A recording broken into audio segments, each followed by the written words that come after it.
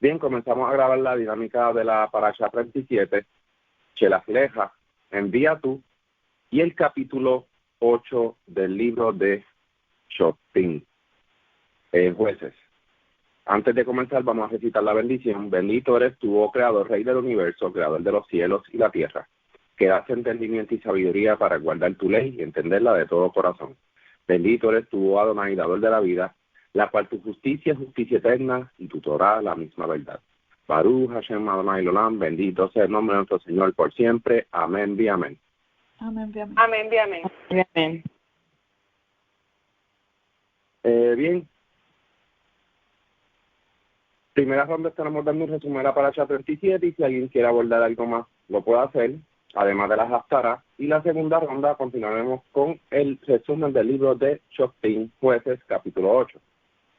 Bien, aquí el Creador le dice a Moshe que envíe espías por la tierra que le entrega el pueblo de Israel.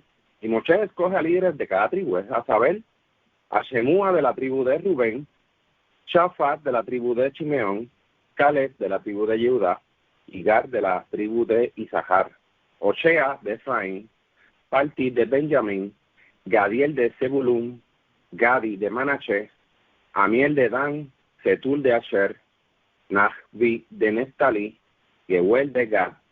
Estos fueron las personas que Moshe escogió para explorar la tierra. Fíjense que eran como líderes, eran guías. Estas personas eran personas de renombre de cada tribu.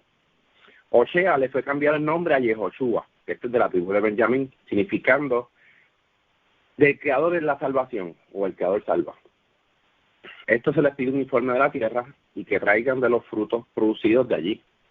Recordemos que quien les va dirigiendo en todo este asunto a Moshe, él es el emisario, el que le dice lo que tienen que hacer y según, ¿verdad?, las instrucciones que él les da. Este informe es para saber también de quiénes vivían allí, cómo era la tierra, cuántos eran y demás.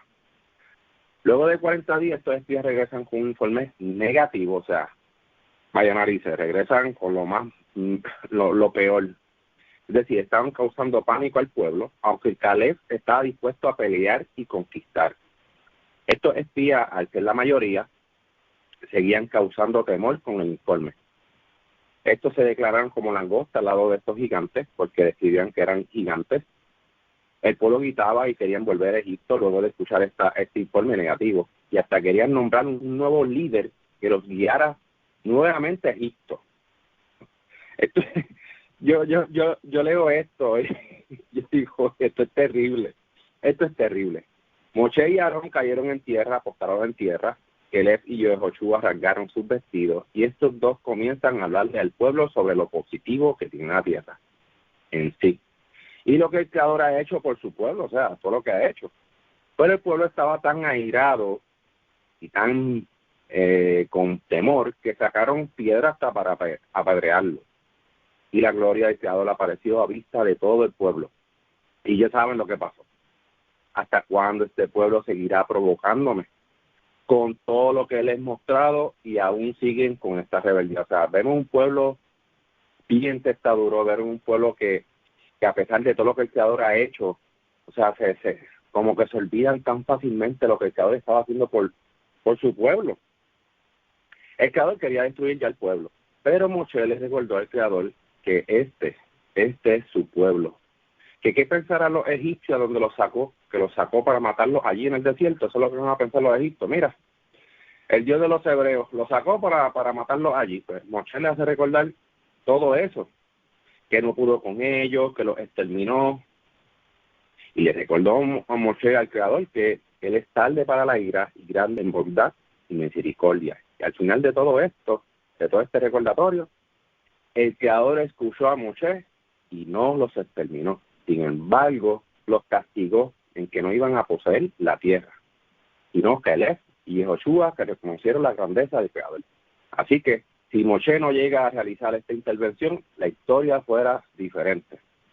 Los 40 años vagando en el desierto a causa de la rebelión del pueblo, el Creador le deja saber a Moshe qué significa haberse apartado del Creador. Y estos 40 años es el significado de eso. Y sobre la rebelión que el pueblo hizo contra el Creador, porque no fue contra Moshe y Aarón, fue contra el Creador. Aquí hay mucho material para aprender de nuestro diario vivir, así que nuestra confianza debe ser siempre en el Creador, debemos de ser obedientes a su instrucción para recibir su compasión, su misericordia sobre nosotros, porque del Creador también está el perdón y la vida. Vemos tantas cosas, estudiamos tantas cosas, comprendemos tantas cosas, pero al final muchas veces el temor, el miedo, el qué pasará, esa confianza no está en el Creador y debemos de sujetarnos al Creador si estamos haciendo las cosas justas, ¿no? Pero ya vemos la historia de todo esto que está pasando. Caleb y Josué tuvieron una confianza como que el Creador está con nosotros, ¿quién contra nosotros? O sea, esa es la actitud que debemos de poseer hoy en día. El Creador está con nosotros porque hemos sido justos delante de Él, íntegro delante de Él, ¿quién contra nosotros? Aunque el pueblo de Israel estaba afligido a causa de lo que el Creador les dijo, estos querían ir a la tierra, o sea, subieron allá a la montaña para ver la tierra y ir en camino hacia Canaán para poseerla. Pero Moshe les advierta que no lo hagan, porque el Creador no está con ellos y no habrá protección.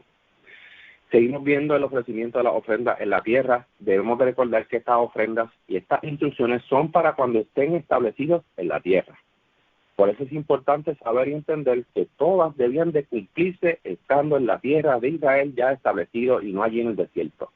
La mayoría de las instrucciones son para cuando lleguen a la tierra que el Creador les da. En el 7º mes ustedes harán esto, o sea que todas las instrucciones que fueron dadas allí, excepto algunas como el Shabbat que se tenía que seguir guardando, no importa dónde estuvieran, todas eran para la tierra de Israel. Seguimos viendo la expiación comunitaria por un acto negligente a causa de la idolatría. O sea, aquí nos tiene el antídoto de por si pasa algo por error de la comunidad. Nos dice qué es lo que tenemos que hacer como comunidad. Eso está en el 22 del capítulo 15. Así que esto es un poco más de lo mismo, bajo las instrucciones de los sacrificios. Son cosas que no podemos hacer hoy en día en cuestiones de sacrificios y según las instrucciones dadas aquí. Por un acto de idolatría involuntario, esto es de persona individual, se dijo la comunitaria y este es por un acto individual. Pues la norma a seguir está más adelante del versículo 22, por si alguien quiere después leerla. Hoy en día nada de esto se puede ejecutar porque requiere de un sacerdocio, de sacrificio y demás. Sobre la persona que recogía leña en Shabbat, fue sentenciado a muerte, aunque no se sabe cuál era la instrucción de él luego de que fue capturado, el Creador dio sentencia de muerte. Miren, el Shabbat es reposo, el Shabbat es consagrado y llamado al descanso, no al trabajo. Este hombre que fue encontrado recogiendo leña estaba realizando trabajo pesado, además de que no era un oficio él recoger leña todos los días, pero está realizando carga pesada y transportándola a otro lugar. Vete tú a saber si tenía también algún animal también que lo estaba poniendo a trabajar. El Shabbat no es para eso, ni para recortar el patio, ni para salir al jardín a recoger las piedras, ni para barrerlos al frente de tu casa, ni para estar sacando la basura en los zapacones del frente de tu casa, ni para estar pensando en el trabajo que tienes que hacer cuando termine el Shabbat. El Shabbat es una desconexión total de todo lo que tú haces en el resto de la semana. El Shabbat no es una fiesta, el Shabbat es un reposo sagrado, consagrado, y usted deberá descansar ese día. ¿Y cómo lo va a consagrar? No trabajando en ese día. Cuando se habla del Shabbat, hay que consagrarlo es no poniendo trabajo en ese día, ni poniendo a hacerlo a otras personas a trabajar. No haciendo ninguna de estas cosas, dejar de hacer es consagrarlo. Por ejemplo, dormir, estudiar de la Escritura, descansar, reflexionar, dejar que el cuerpo tome un descanso de lo que hace diario. Por eso el Creador lo consagró. Y por último, el mandamiento de los tzitzit. Aquí bien claro nos dice que el mandamiento es para no ir tras los deseos de nuestro corazón al mirar estos flecos. Esto es algo simbólico. El Creador nos da estas instrucciones luego de que sucede lo de los espías de explorar la tierra. Fíjese que luego de que pasa eso es que nos dan estas instrucciones para no ir tras los deseos de nuestro corazón. No importa lo que nos traigan, si son malas noticias, malos chismes y todo lo demás, o lo que sea, nosotros debemos de mirar estos tzitzit y recordarnos que estamos consagrados a nuestro Creador, de quien nos sacó de casa servidumbre, y estos sí nos ayudarán a recordar de todo lo que el Creador hizo y todas las cosas que tenemos que poner por obra, obedecer y cumplir los mandamientos que están aquí escritos. Bueno, voy a pasar la segunda ronda. Si alguien más quiere abordar sobre esta parashá, pasaremos una ronda rapidita. Adelante, Ilia. Gracias, Shalom. Quería comenzar dando unos datos interesantes sobre esta parashá, y una de ellas es que Moshe escoge a un representante de cada tribu para que haga la inspección de la tierra. Vemos que Moshe le dice, vayan, vean qué es lo que hay en la tierra y si es bueno o malo. También dice que si la tierra es fructífera, que le den reporte de la tierra, y también le manda a dar reporte de lo que vean, de los que viven allí. O sea, que prácticamente los 12 espías sí trajeron información de lo que vieron allí, o sea, siguieron la instrucción de Moshe, porque sí vinieron a dar el reporte de cómo se veían los que vivían allí, cómo era la tierra, incluso le trajeron, ¿verdad?, muestra del fruto de la tierra. Entonces, yo entiendo que aquí lo que ocurrió, lo que estuvo mal de parte de 10 de los 12 espías es la forma en que trajeron el reporte, porque una cosa es traer el reporte de lo que vieron y decir la verdad, que eran hombres grandes, que eran muchos, que la tierra era fructífera, eso era todo verdad. Es la forma en que lo hicieron para amedrentar al pueblo, para meter miedo a lo que estaban escuchando, desalentar al pueblo. Entonces yo creo que era la manera en que ellos trajeron el reporte lo que al Creador le enfureció, porque entonces vemos después que el Creador dice, vemos, ¿verdad?, que la moral del pueblo baja, empiezan a desear regresar a Egipto, empiezan a murmurar en contra de Moshe y Aarón para sacarlos del puesto que tenían de líderes y escoger a otros que los regresaran. Ese tipo de confabulación que empezó a hacer el pueblo, al Creador le enfureció, porque el Creador pregunta, ¿qué más pruebas yo tengo que hacer a este pueblo para que ellos confíen en mí? Porque igualmente, aunque allí en esa tierra hubieran gigantes, hubiera muchedumbre, personas fuertes de guerra, igualmente ustedes acaban de salir, yo los acabo de sacar de Egipto, y ustedes acaban de ver todas las maravillas que yo hice con ustedes en Egipto, para que entonces ahora duden de mí, porque prácticamente de quien estaban dudando era del poder del Creador.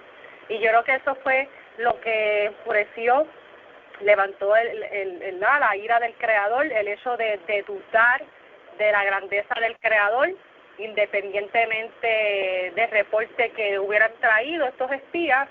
Y vemos que Moshe vuelve a interceder por el pueblo, pidiendo al Creador, como no los destruyas aquí, sé que han pecado contra ti, sé que va a haber un castigo en contra de ellos, pero que ese castigo no sea destruirlos aquí mismo, porque ¿qué van a pensar en la tierra de Egipto, que los sacaste de allí para matarlos en el desierto?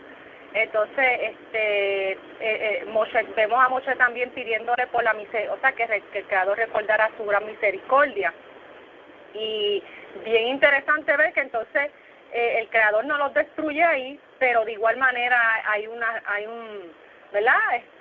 castigo por los actos que hicieron, o sea, unas consecuencias, no se iban a librar de esas consecuencias, y esas consecuencias fueron que interesante, ¿verdad?, que de esos 40 días que fueron a espiar, pues ahora se iban a multiplicar y iban a ser 40 años, que entonces se iban a quedar en el desierto y no iban a poder entrar a la tierra por desconfiar.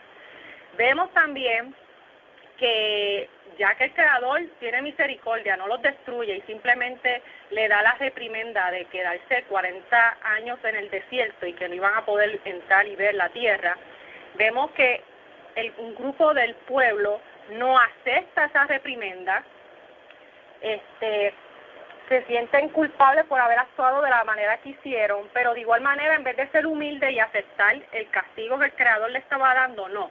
Ellos insensatamente dicen, no, nos arrepentimos, pues igual vamos a ir. Y Moshe les dice, no vayan. Acaban de escuchar lo que el Creador dijo, la sentencia que el Creador dio. O sea, se van a ir de nuevo en contra de lo que el Creador acaba de dictar, o sea, de decir. Y van, ¿y qué pasa? Mueren por desobedientes. O sea, vemos que no hay una humildad de aceptar el error y atenerse a las consecuencias de tal error. Y eso lo vemos hoy en día. Muchas personas que cometen errores se arrepienten, pero tienen que aceptar que ese error trae consecuencias. Entonces no quieren aceptar esas consecuencias, no quieren hacerse cargo de esas consecuencias. Entonces, el hecho de no hacerte cargo de las consecuencias de tus actos no te va a ayudar a ti a tener una lección, a aprender, a madurar y entonces poder recopilar esa ¿verdad? Esa experiencia para no volver a cometer el error. Porque si tú no aceptas esa reprimenda, ¿verdad? Esa lección, no vas a aprender y en un futuro puede que vuelvas a caer en el mismo error porque no aprendiste. Y es bien interesante ver, ¿verdad?, cómo de cabezones eran algunos del pueblo. Vemos también aquí la valentía de Caleb y Yehoshua. Vemos que ellos, a pesar de todo, ellos tenían esa confianza en el Creador al 100%, algo que es de admirar. Vemos que el Creador hace una promesa con ellos por haber actuado de la manera que actuaron. Vemos más adelante, ¿verdad?, el relato también de el que recoge leña en Shabbat. Quería mencionar algo sobre eso. Es bien importante entender que, ¿verdad?, que Shabbat no es sábado, no significa sábado. Shabbat significa reposo, descanso. Sabemos que en Shabbat hay 3 prohibiciones principales: el trabajo ordinario, el encender fuego y el cocinar, el cocer. Yo veo aquí que lo que estaba haciendo este hombre que encontraron era un acto de trabajo, pero era un trabajo para hacer otra transgresión. O sea, está recogiendo leñas para encender fuego, para quizás cocinar. O sea, una cosa llevaba a la otra. Vemos que aquí el pueblo todavía no sabía qué actuar con esta situación y lo toman de prisionero a esperar un dictamen del Creador, de que Moshe se comunicara con el Creador para que el Creador tomara sentencia de lo que estaba haciendo. Vemos aquí también que los que vieron al hombre recogiendo leña estaban fuera de ¿verdad?, afuera. Eso quiere decir que en Shabbat tú puedes caminar una distancia corta, puedes salir fuera de tu casa y caminar un poco si deseas. Hay que entender también que ahí está el trabajo ordinario y hay cosas que tú haces en Shabbat que no puedes decir, eso es trabajo, porque, por ejemplo, en Segunda de Reyes, capítulo 11, vemos que el Cohen, que de ese momento, ese tiempo, le dice a los vigilantes, o sea, a los guardias en Shabbat, unas directrices. Después pueden buscar el capítulo. O sea, que en Shabbat, durante Shabbat, habían guardias de seguridad, vigilantes de las puertas del tabernáculo, del templo, perdón, y de la casa del rey. Y entonces uno dice, pues estaban trabajando en Shabbat. Y uno dice, pero es que sentarse o pararse en una esquina no se puede considerar trabajo. Es igual también, por ejemplo, voy a dar un ejemplo hipotético, de que yo diga, en Shabbat yo tengo que servir la comida. Pero eso es un trabajo. Pues yo estoy trabajando aquí sirviendo comida. O sea, no es un trabajo servir comida en Shabbat. O sea, no podemos rayar en lo ridículo. Esta silla la tengo que mover porque me voy a sentar y no la puedo levantar, la tengo que arrastrar porque eso es un trabajo. No, por favor, no seamos exagerados en estas cosas, porque de una cosa lleva a la otra y a la otra y a la otra, y entonces cuando venimos a ver, el Shabbat se vuelve una agonía. O sea, tú dices, pues ¿qué voy a hacer en Shabbat? Sentada todo el día en un sofá, recostada ahí durmiendo. No, o sea, el Shabbat también es un deleite. En el Shabbat tú puedes cantar, bailar, comer, disfrutar, leer de las escrituras, ese tipo de cosas que son de deleite en el Creador. Eso es lo que quería añadir sobre eso. Y adicional, ¿verdad? Perdonen que me extienda mucho, quería mencionar también sobre los tzitzit, que es algo bien importante, y es que aquí en esta instrucción el Creador dice, dile a los hijos de Israel. ¿Qué pasa? Que esta frase de los hijos de Israel se utiliza en otras muchas ocasiones cuando se trata de misbot y mandamientos que son para todo el pueblo, incluido hombres y mujeres. Y cuando es una misbot que es para el hombre en específico, se utiliza de otra manera. Entonces, por eso es que los caraítas entendemos, ¿verdad? Muchos sabios caraítas entienden que este mandamiento de usar tzitzit también incluye a la mujer en el uso, porque a fin de cuentas el uso de los tzitzit es para recordar y obedecer todos los mandamientos, y eso quiere decir que solamente los hombres son los que tienen que recordar los mandamientos. No, las mujeres todo el pueblo, los ancianos, mujeres, niños, hombres, todos tenían que recordar las instrucciones y la misbot del Creador. Pues entonces, si el propósito de utilizar los tzitzit era para recordar los mandamientos del Creador, pues entonces todo el pueblo tenía que recordarlo, todo el pueblo tenía que utilizarlo, porque todo el pueblo tenía que tener ese recordatorio ¿verdad? De la misbot.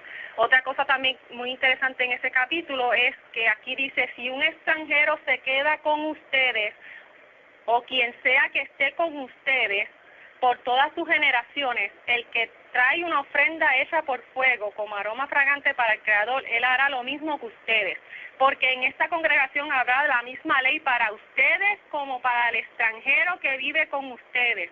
Esto es algo bien importante. Muchas personas preguntan, pero el goy, el extranjero, el que no es judío, el que no está circuncidado, ¿puede guardar el Shabbat? ¿Puede guardar los mandamientos? La respuesta es sí. Si usted lo desea en su corazón, obedecer al Creador, usted puede guardar los mandamientos que el Creador le dio a su pueblo, porque usted es un extranjero. Usted sería entonces considerado como un extranjero dentro del pueblo que está guardando las instrucciones que el Creador dio.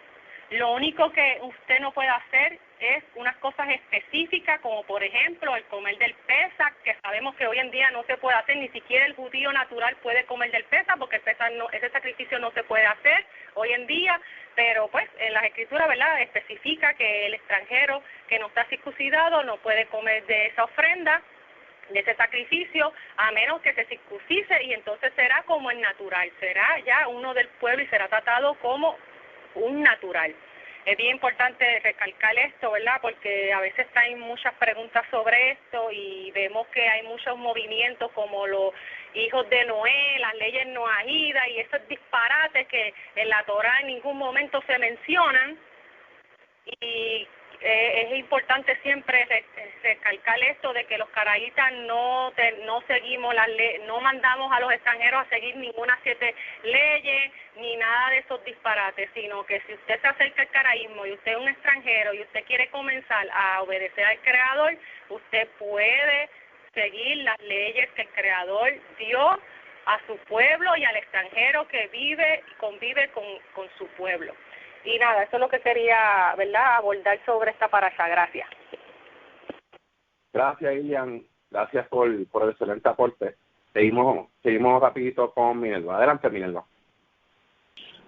Sí, pues mira, de esta parasha se ha escrito mucho de los supuestos espías que van a la tierra, pero analizando un poquito sobre la percepción de estos espías y por qué el pueblo flaqueó en torno al reporte negativo que ellos trajeron, pues verdaderamente ellos tuvieron por menos la palabra del Creador que se le había dado de un principio. Si vemos en Shemot 17, cuando se habla de Amelec, ¿por qué? Porque aquí cuando ellos describen al pueblo, en el capítulo 13, el versículo 29, dice, Amelec vive en la región del Negev.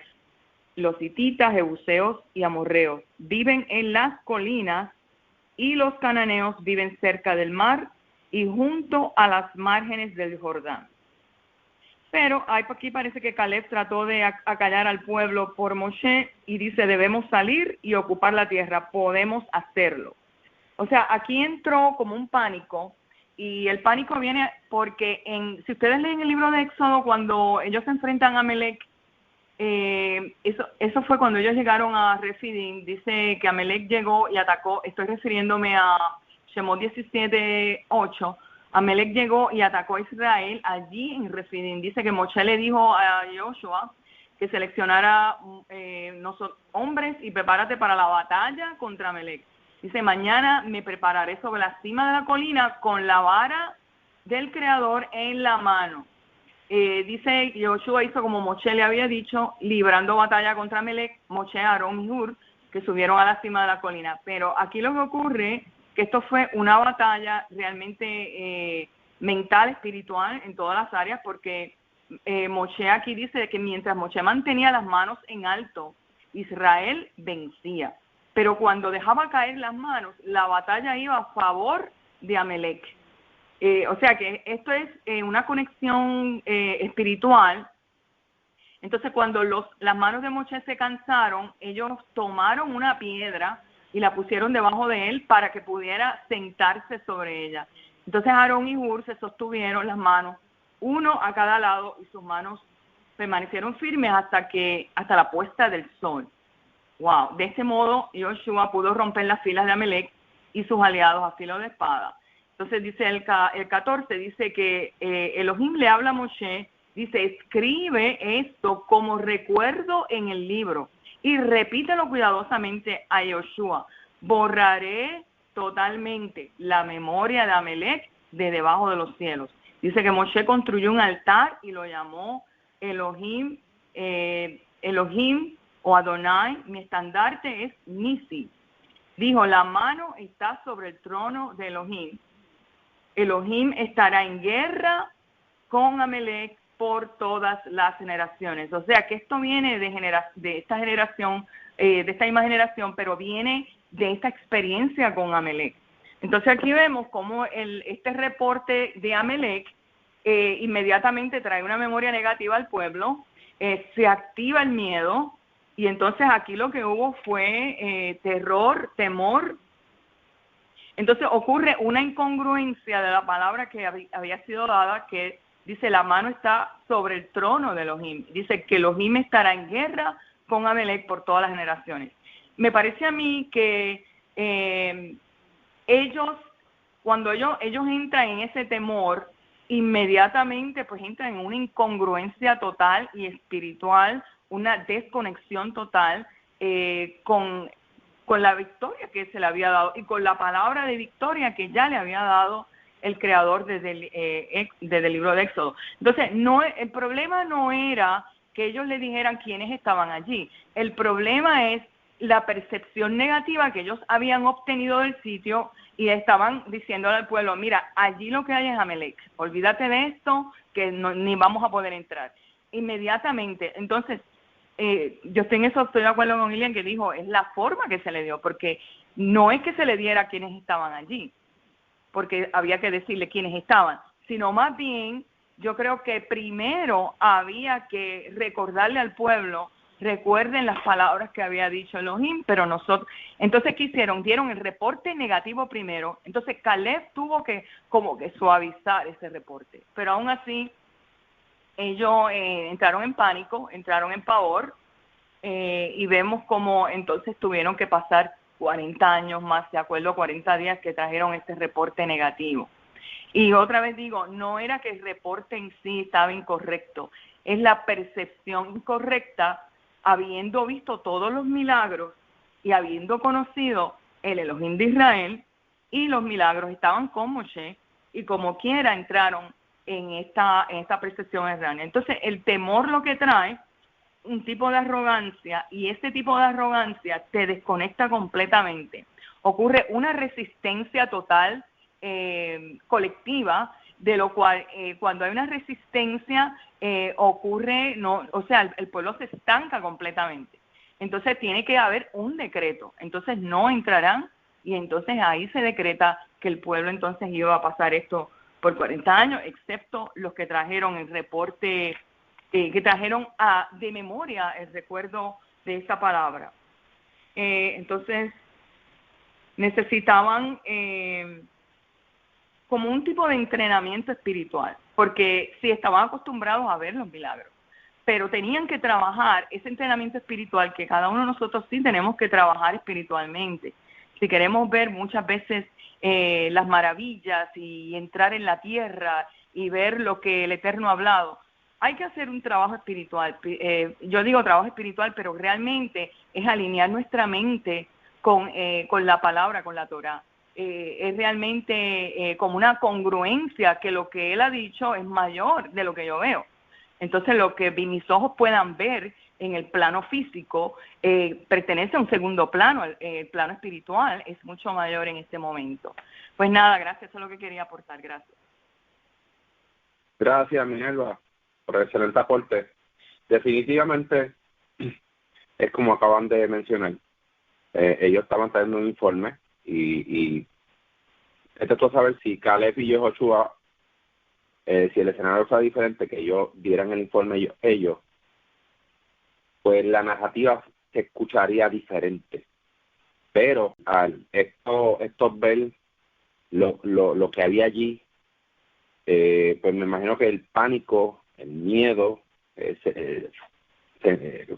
fue como que la causa principal en ello. Pues ellos transmitieron ese temor, ese miedo, y se olvidaron de lo que el Creador hizo de lo que ha hecho por ellos todo el tiempo, y lo que causaron fue un disturbio en el pueblo de Israel. Así que no es lo que digas como lo digas, pero si esta gente ya estaba cargada de miedo por todo lo que estaban viendo allí, pues eso es lo que iban a transmitir, pánico. Seguimos con la ronda con Jonabe. Adelante, Jonabe. Shalom. Bueno, pues aquí es bien interesante. Seguimos con el tema de los espías. Que los espías, dejándose llevar por lo que vieron, hacen una comparación entre Mitzrayim y sus vivencias allí, y ahora por lo que ven, ¿verdad? Esa comparación de entre Mitzrayim y la tierra de Canaán. Entonces nos dejamos llevar por lo que ellos dicen, que la tierra devora a sus habitantes. Escucha eso. O sea, ellos llegan allí y empiezan a crear un pánico y dicen, mira, esa tierra devora a sus habitantes. Entonces, ¿qué va a hacer la gente? ¿Qué? Que devora a sus habitantes, y que los que viven allí tienen unas medidas descomunales de altura. O sea, no tenemos ni una en 1,000,000, en pocas palabras, eso fue lo que dijeron. Entonces pensamos y decimos, ok, pues se equivocaron en la manera en expresar el mensaje, pero es que también se les olvidó muchas cosas, y las voy a mencionar. Entonces decimos, ¿cuál fue el error de los espías? En mi opinión fue el siguiente. El Creador ya había hecho una promesa, ¿verdad? Si vamos a Éxodo 33, el Creador le dice que esa tierra fluye leche y miel, ¿verdad? Y si recordamos el relato de la zarza ardiente, el Creador le dice, he descendido para liberarlos de la mano de los egipcios a una tierra buena y espaciosa. O sea, ahí ya vemos dos cosas en referencia a esa tierra, que no concuerdan en absoluto con lo que ellos están diciendo.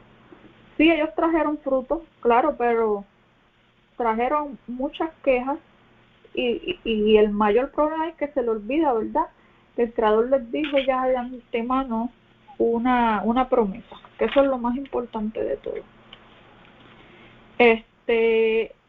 Entonces, cuando leemos ese relato de los espías, ¿verdad?, número 1, ese relato va en contra de la promesa del Creador le hizo, de bienestar. Y como bien dice Éxodo 33:2, enviaré delante de ti ángel y expulsaré al Cananí, al Amorí, al Gití, al Perisí, al Giví y al Yebusi. Entonces ahí vemos otro ángulo que les está queriendo decir a ellos que le va a dar seguridad en la tierra. Pero los espías están diciendo otra cosa, porque están echando el grito en el cielo cuando ve a las personas que viven allí. So, el bienestar es el fruto que da la tierra para todos ellos, y la seguridad es que el Creador le está diciendo, vamos a sacar toda esa gente de allí, ustedes van a tener seguridad, esa va a ser su tierra que yo se las voy a regalar, o sea. Y ahí llegamos a la respuesta, ¿verdad? Ellos pecaron en contra del Creador. Porque bueno, con su negatividad y la histeria nacional que crearon al murmurar en contra de la verdad y promesa que ya el Creador le había hecho a ellos desde un principio,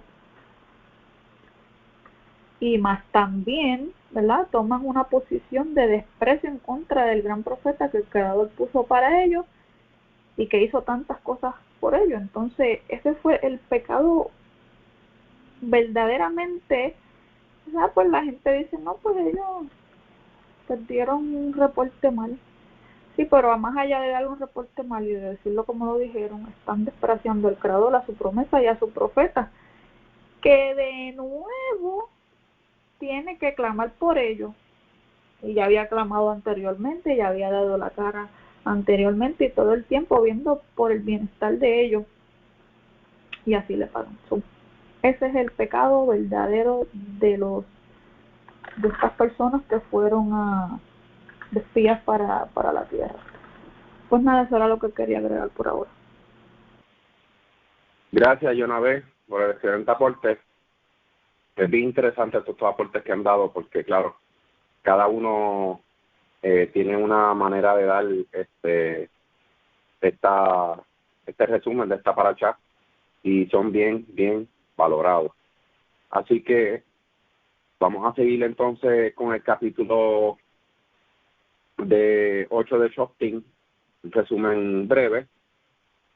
Bien, leyendo este capítulo, lo que es una continuación pues de lo anterior, persiguiendo a los medianitas para exterminarlos. Los de Efraín estaban molestos porque al parecer no se le había dicho sobre esta situación, pero Gideón les deja saber que ya habían hecho mucho con lo que hicieron y que con la ayuda del Creador pudieron capturar a estos que estaban escapando. Con estas palabras, Gideón tranquiliza la molestia de la tribu de Efraín. Gideón pide ayuda en sustento de pan a los de Sucot y Penuel, y esto pues les rechazan la ayuda, ya que le habían dicho como que, mira, tú no has capturado a los enemigos y te tenemos que sustentar de comida. Pero Gideón les hace juramento de lo que les hará cuando termine todo esto. Algo que me agradó de Gideón, de lo que dijo, está en el versículo 22 y 23, dice: y los israelitas dijeron a Gideón, sé nuestro Señor tú y tu hijo y tu nieto, pues que nos has librado de la mano de Midian. Mas Gideón respondió, no seré Señor sobre vosotros, ni mi hijo se enseñará sobre vosotros. El Creador será vuestro Señor. O sea, como que, qué palabra sabia, ¿verdad? El pueblo seguía cayendo, pero ya sabemos por qué, porque necesitaban como que, espérate, si Gideón muere, pues entonces el hijo es el que nos tiene que dirigir. El hijo tiene que ser el líder definitivo, porque ese es el que va a seguir los caminos de su padre. Entonces, pero ¿y el Creador? ¿Para cuándo? ¿Dónde está el lugar del Creador? O sea, por eso es que los hijos de Israel siguen cayendo y cayendo y cayendo, porque cuando muere este libertador, que el Creador levanta, este juez, pues se corrompen, porque no tienen de guía al Creador, sino tienen de guía a un hombre, lo que hace un hombre. Qué palabra sabia, ¿no?, que se le ha dicho a este pueblo. Pues como ven, Israel era la costumbre de que necesitaban a una persona como dirigente, como líder para guiarlos por el camino. Alguien de valentía y que, claro, sujetándose por las leyes del Creador. Pero algo hizo mal Gideón, realizó un efod y con estos Israel fornicó. El pueblo caía en idolatría, en las costumbres ajenas, y fornicaban, y ese efod fue por tropiezo para Israel, obviamente luego de la muerte de Gideón. La tierra reposó por 40 años en el tiempo de Gideón, es decir, no hubo mal para Israel, e Israel andaba en camino de justicia. Gideón juzgó a Israel por 40 años hasta que murió. Y volvió Israel a irse tras los ídolos de su corazón y a fornicar en sus baales. Y no se acordaron del bien que les hizo la casa de Jerobaal, Gideón, porque así fue que lo llamaron, Jerobaal. Y no hicieron misericordia, sino que se olvidaron del Creador, los hijos de Israel, y fornicaron. Seguimos por la ronda con Ida. Adelante, Ida. Bueno, sobre el capítulo de Jueces, quería dar, ¿verdad?, unos highlights que me llamaron mucho la atención, y es que vemos de nuevo a Gideón guiando al pueblo a una batalla. Hay algo que me llama mucho la atención del versículo 5, y que cuando llegan a Sucot, él le pide a la gente de allí que le den algunos panes, o sea, que los alimentaran, y ellos le niegan esto, y es algo que a mí me llama mucho la atención, y es que una de las cosas que enseña la Torah es a que nosotros debemos ser hospitalarios. Lo vemos en los ejemplos de los patriarcas que eran hospitalarios con cualquiera que llegaba a su tierra, y es algo también que nosotros los latinos tenemos mucho en común también. Nosotros tendemos a ser hospitalarios con cualquiera que se acerca a nuestro hogar. Siempre recuerdo, desde mi infancia siempre he escuchado esa frase de que a nadie se le niega un vaso de agua. O sea, ese tipo de actos bondadosos de caridad también son bien vistos a los ojos del Creador, y vemos que esta gente de esta ciudad no lo son, y vemos como Gideón los amenaza, le dice, ok, no lo hagan, tranquilos, pero cuando yo tenga la victoria, porque ya estaba seguro de que el Creador le iba a dar esa victoria, aún cansados como estaban y hambrientos, vemos que él los amenaza, dice, después que yo termine esto, yo voy a venir por ustedes, por lo que acaban de hacer.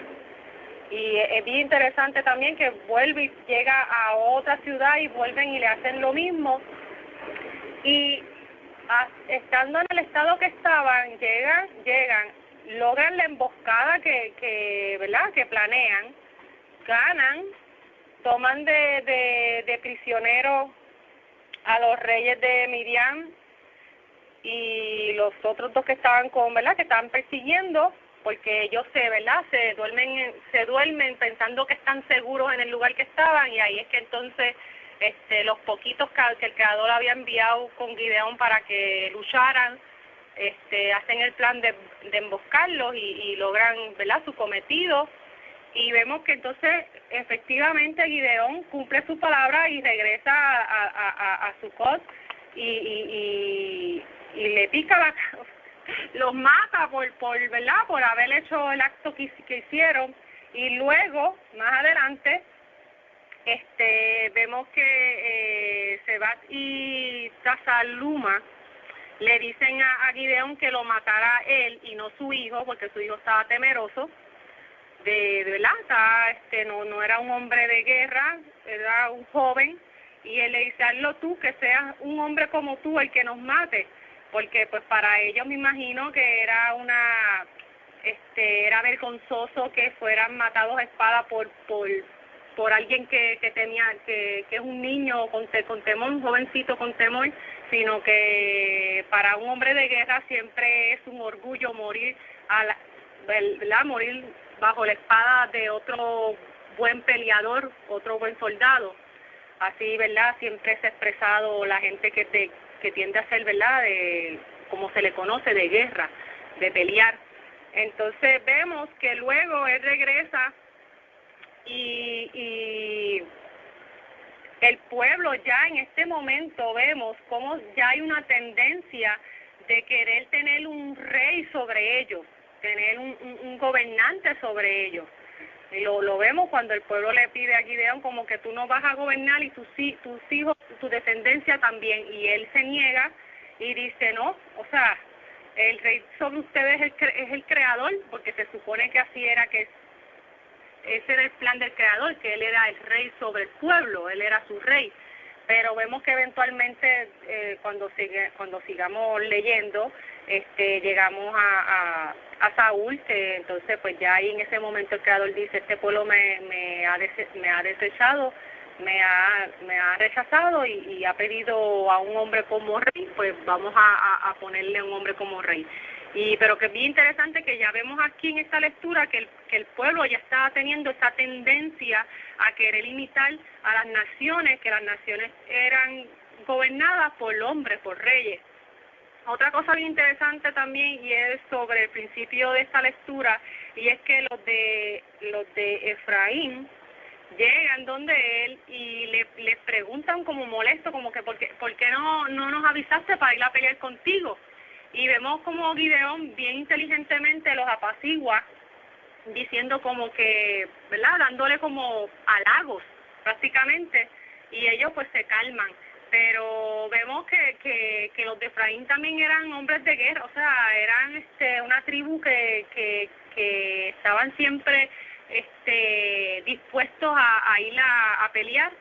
Y vemos también que les da, yo siento, ¿verdad?, con este reclamo que hay un poco de envidia, porque sabemos que la victoria que el creador le dio a Gideón fue con pocos hombres. Entonces pues esto les crea una fama a Gideón, pero el propósito de esto era porque el creador quería que el pueblo entendiera que la victoria no fue por medio de la mano de ellos, sino por la mano del creador mismo. O sea, la victoria sea del creador, el creador peleó por ellos.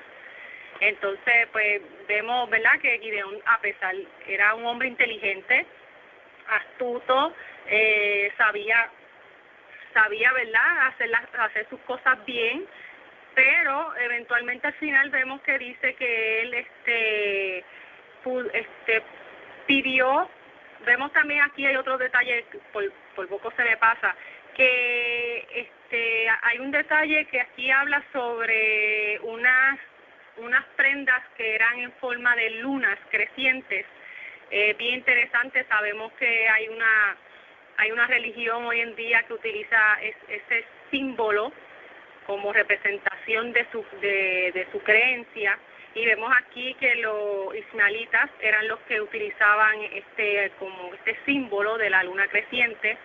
Vemos que él le pide a los hijos de Israel que le den todas esas prendas, porque por eso fue que fueron confundidos, para que no fueran confundidos, y de verdad construye con las prendas encontradas un efod, y eventualmente eso se convierte como en un amuleto de ídolo, o sea, se convierte como en un ídolo, y esto se convierte como en una trampa para Gideón y su familia.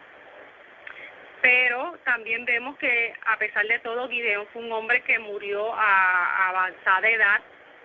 El creador, ¿verdad?, le dio muchos años de vida, que eso sabemos que esto es algo que es de bendición. Y vemos también eventualmente nuevamente la repetición de que el pueblo de Israel muere Gideón, y el pueblo de Israel vuelve a prostituirse de nuevo y a caer en la idolatría. Vemos que aquí ellos al final de la lectura empiezan a rendirle culto al dios de los filisteos, y vemos aquí este patrón del pueblo de Israel que se le olvidaba, o sea, eran cortos de memoria y volvían y caían, ¿verdad?, en la idolatría. Cuando un líder o un juez se levantaba, ellos estaban bien, ese juez o líder moría y volvían de nuevo, y así sucesivamente. Y nada, eso es lo que quería comentar sobre esta lectura. Gracias. Gracias, Ilian, por el excelente aporte. De hecho, esta historia me causa muy similar a lo que se había mencionado anteriormente en la paracha. Así que estos 300 hombres eran personas que iban a conquistar una multitud de de estos de Midian y otros más, porque se unieron otros aliados más, y no solamente era Midian, sino que estaban todos ligados con Midian. Y es bien interesante la historia de esto, porque se trata de un hombre de como que puso como que en duda si realmente iba por la mano del Creador, si iba a suceder estas cosas. Y no hasta que esta muchacha, esta persona Débora, es que le dice a él lo que va a acontecer. Y fíjense, él tenía temor, por eso es que él bajó allá a escuchar el relato de lo que venía, de lo que se iba a acontecer. Por eso es que cobró fuerza, porque al escuchar esos sueños que esta gente estaba contando de lo que estaba pasando, pues él dijo, no, espérate, el Creador ya ha entregado este ejército en nuestra mano, así que vamos a pelear. Pero ir con 300 personas, o sea, deja más que decir de que definitivamente el Creador estaba peleando por Israel. Y veo esto y yo digo, wow, para el Creador nada es imposible. O sea, el Creador nos da unas instrucciones, nos da tantas instrucciones para seguir, que el Creador va a pelear por nosotros. O sea, el Creador es que da la batalla por nosotros. Nosotros solamente tenemos que confiar en Él, poner nuestra confianza en Él y todo nos irá bien. Por eso es que no hay que temer. Y esto esta comparativa la hago también con lo que pasó de los espías. O sea, como que miren, no se trata de que los espías fueron y trajeron el informe, y sí, para efectos humanos hay que hacer eso, porque el Creador también nos da las tácticas para nosotros poder ejecutarlas. Pero que el Creador quería fuera allá y sacaría a toda esa gente de allí, de una plaga, los mataría de una plaga y ya, no, el pueblo no tenía que pasar trabajo, simplemente los mataba una plaga. Mira, el pueblo murió, ese pueblo murió, entren ustedes y ya, se las doy. Pero no, el Creador no lo hizo de esa manera. El Creador lo hizo como un orden establecido en la tierra. Así tiene que suceder, y ustedes van a seguir mis instrucciones, y así es como ustedes los van a expulsar, así es como ustedes van a dominar, así es como ustedes van a entrar, así es como ustedes van a cosechar, así es como ustedes van a seguir mis instrucciones. Y el Creador lo que quiere es que obedezcamos, ya, poner obediencia. Pero detrás de esa obediencia, si hacemos una desobediencia, vamos a sufrir la consecuencia de lo negativo. ¿Por qué? Por eso mismo. El Creador nos da la ley está ahí, la instrucción está ahí. Tenemos que obedecerla. Si nosotros obedecemos y amamos al Creador sobre todas las cosas, a nosotros nos va a ir súper bien. Pero estamos ya como que no importa dónde estemos, no importa. Esto aplica a donde estemos. Estemos ahora mismo en el exilio, estemos ahora en la diáspora, no tenemos ningún gobernante. Mira, ¿sabes qué? Nuestro Rey es el Creador, no tenemos que esperar a que, sí, para la era mesiánica tenemos que esperar que se restauren las cosas, porque el Creador nos dio instrucciones de cómo iban a hacer las cosas, cómo iban a funcionar las cosas en Israel. Pero nuestro gobernante sigue siendo el Creador, y estemos donde estemos, el Creador es nuestro pilar. Estemos donde estemos, no tenemos que esperar a que cuando se levante el Mesías, ¿qué nos va a decir el Mesías? No, desde el pasado, el Creador es nuestra guía, el Creador es nuestro sustento, el Creador es nuestra fortaleza. ¿Qué buscaba David? ¿David buscaba un rey? David era el Creador, es mi sustento, es mi todo. Él es la luz de mis ojos, a Él es quien yo sigo. Obedecer, poner por obra, seguir las instrucciones. No tenemos que esperar un rey. Ponemos al Creador sobre nosotros como rey. Seguimos lo que el Creador nos da a nosotros. Yo creo que en el libro de Crónica o Segunda de Samuel o Segunda de Reyes, creo que nos habla también que si estamos esparcidos, cómo nosotros debemos actuar para volver otra vez a nuestra edad, a nuestra tierra. Y yo creo que son cosas bien importantes que debemos de enfatizar. No estamos en Israel, no estamos, nuestro rey es el Creador, más nadie. Que nosotros estamos esperando, sí, estamos esperando para que se complete una función en la tierra de Israel. Pero sabes que nuestro rey sigue siendo el Creador, y ya, como aquí mismo dijo Gideón a Israel, para que no, el Creador va a ser su Señor.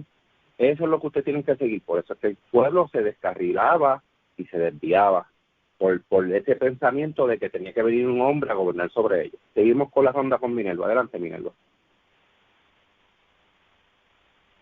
Sí, en esto que acabas de decir, pues precisamente venía mi comentario y creo que estamos en congruencia con eso, porque al yo leer esto del éfod, y sabemos que el éfod era parte de la vestimenta del Cohen Hagadol, obviamente la intención de Gedeón no fue esa, pero vemos cómo de algo que había sido establecido como un instrumento para el pueblo entonces se va al otro lado y entonces hace de eso ídolo y se corrompe.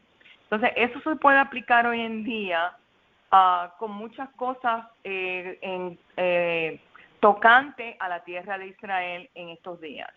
Sí, Israel es un pueblo bendecido, sabemos que tiene la Torah y todo, pero hay que tener nuestra vista siempre dirigida al Eterno, como lo dijo aquí el mismo Gedeón, cuando dice, el pueblo le pide un gobernador, y le dice, no gobernaré sobre ustedes, ni gobernará mi hijo sobre ustedes.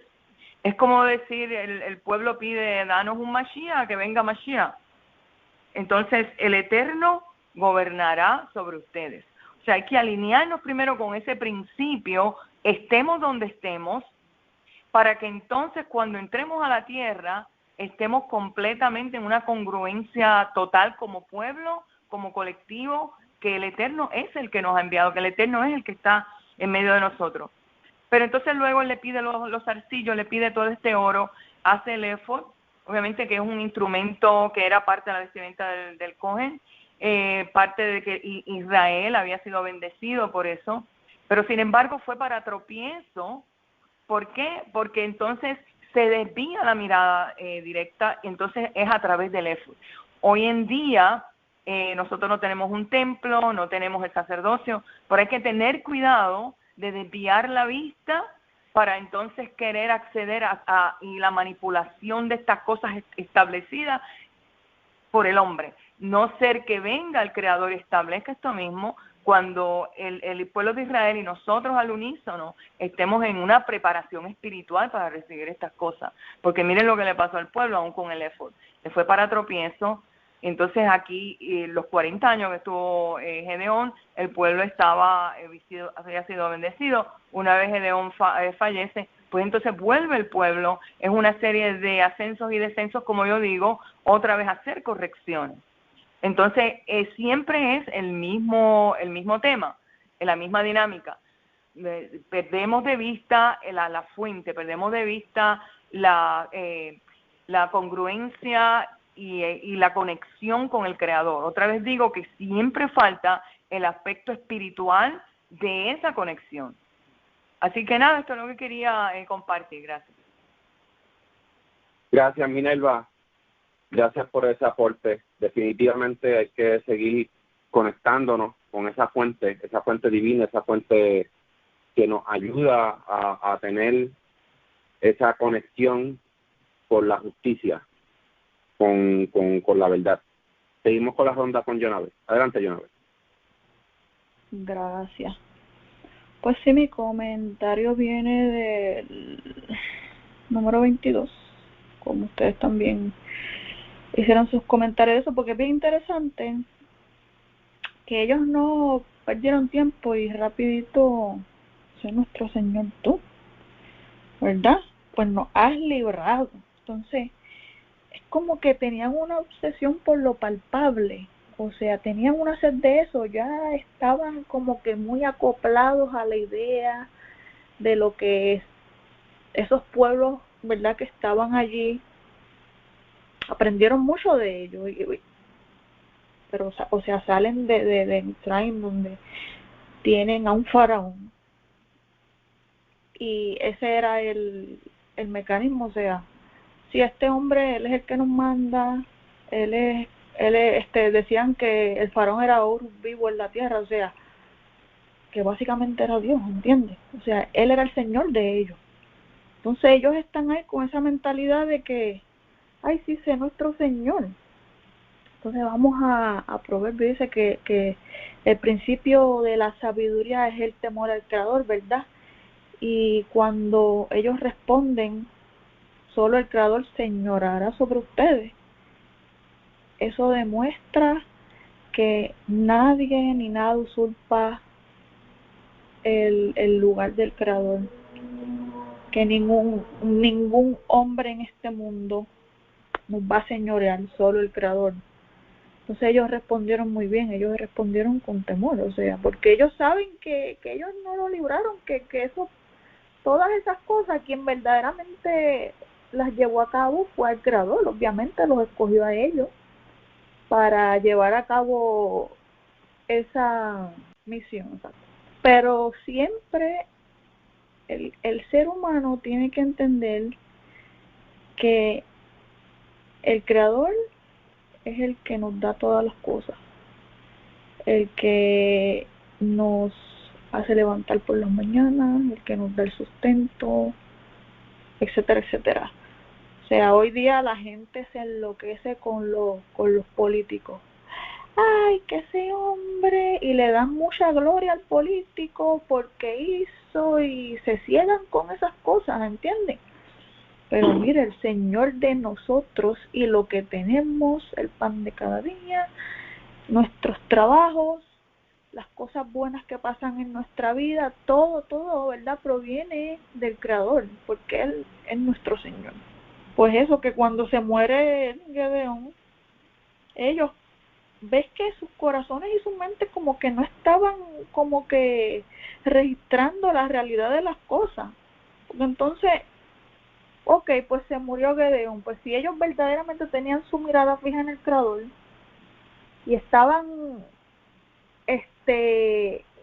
¿cómo se dice? Estaban realísticamente enterados de que, ok, pues como el Creador es el que está a cargo de nosotros y es nuestro Señor, Gedeón murió, pero va a volver otro.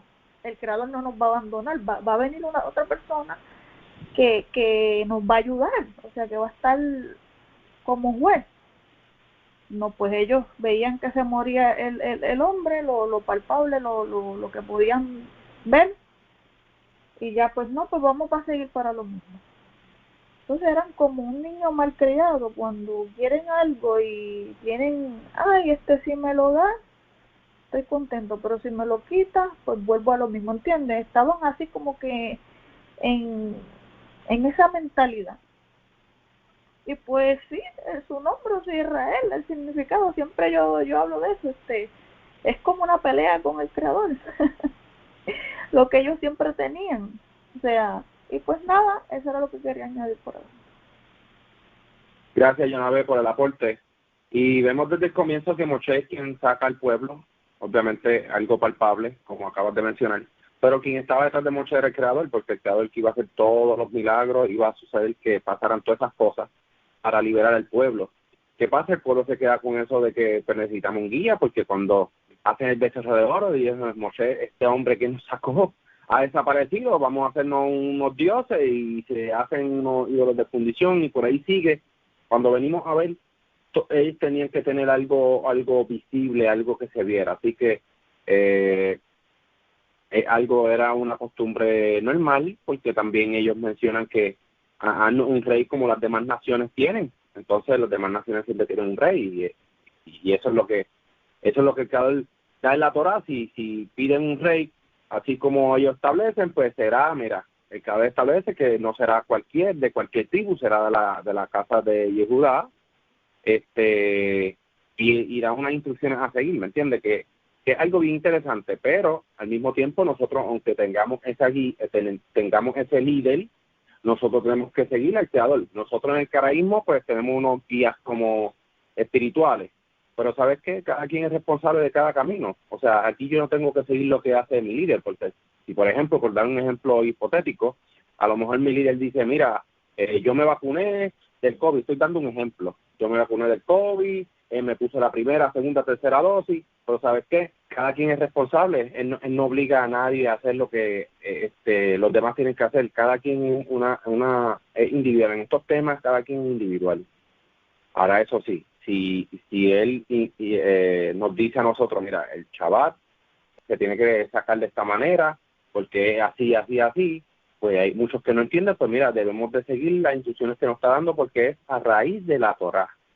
Pero en cuanto a asuntos que la Torá no menciona, como por ejemplo, que puse un ejemplo, las vacunas, pues es algo personal, eso es de cada individuo, nadie puede estar obligando, no, tú se tienes que vacunar porque eso te salva la vida, ¿sabes qué?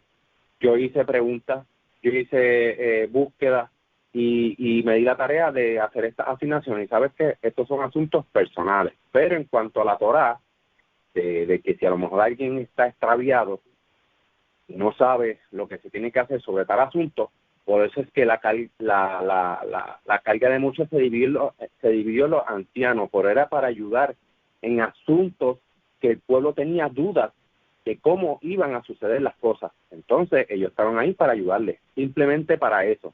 Para lo demás, ¿no? El pueblo seguía haciendo lo demás. O sea, el que no tuviese duda, tenía que seguir trabajando, o sea, seguir haciendo las cosas como la ha entendido, porque lo ha entendido bien. Ellos estaban ahí por si estaban personas con dudas, que no sabían qué tenían que hacer, asuntos un poco delicados, ese tipo de cosas, pues mira, ellos iban, pero sabes que ya tenemos la Torá, está escrita, está la instrucción ahí bien clara. Sí, hay unos asuntos que son un poco pues delicados, pues para eso están estos líderes, para que nos ayuden a entender un poco más, y nosotros pues hacemos según lo que nos parece recto en hacer en este tipo de cosas, no en seguir la Torá. Si es seguir la Torá, tenemos que seguirlo todos por igual, porque ahí está lo del sacrificio, pues, que tienes que llevar, a dónde tienes que llevarlo, ese tipo de cosas ya está ahí explicado. Lo que son asuntos como que, por ejemplo, hay gente que dice, no, la carne de pato es kosher, pues ahí uno va, mira, ahí es, y sale una disputa, pero sabes que cuando se restablezca la era mesiánica, muchos de esos temas estarán ya aclarados, no se va a preguntar más. Así que traigo todo esto por eso mismo, por ese sentido. ¿Alguien más que algún aporte final? Bueno, pues si no, les deseo a todos, chavo a todos. Chau a todos. Chau a todos. Acuerdo.